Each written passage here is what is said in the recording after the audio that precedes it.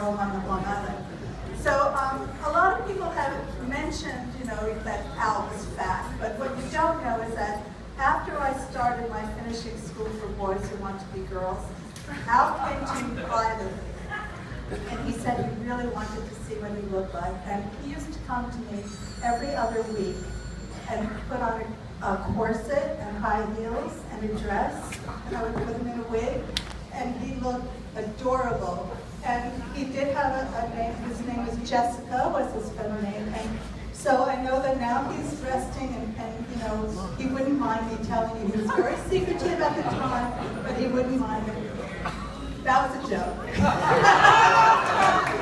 But I couldn't resist because he called me a slut so many times at those functions.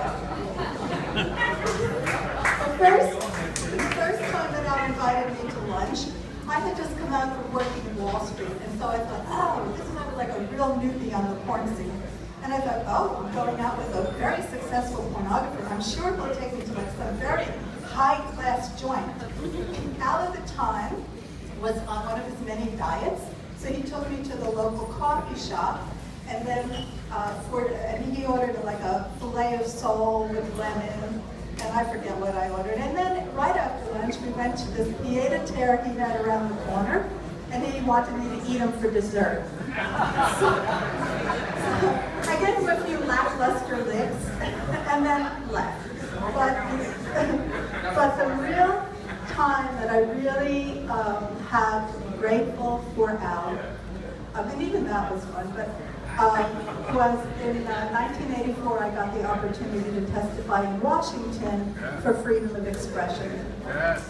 And so I was preparing, I was writing some stuff to prepare my statement, and Al called me and he said, Veronica, because I guess, he assumed that anybody who did porn movies was really at heart a bimbo, and I must say in those days, I certainly had a good amount of bimbo in me.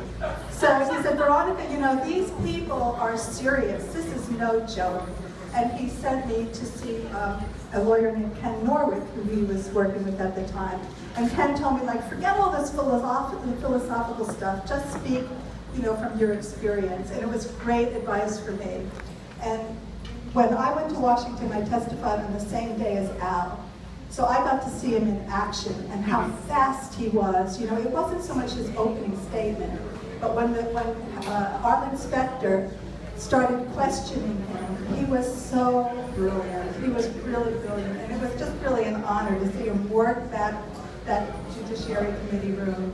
So from then on, he would call me a slut at the lunches, but he would always say that she was great in Washington.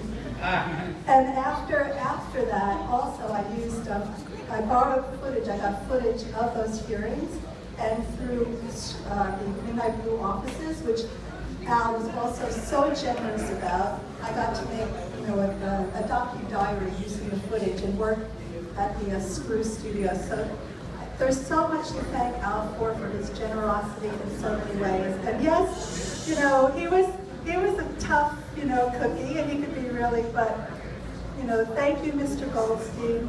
Rest in peace, and I miss you.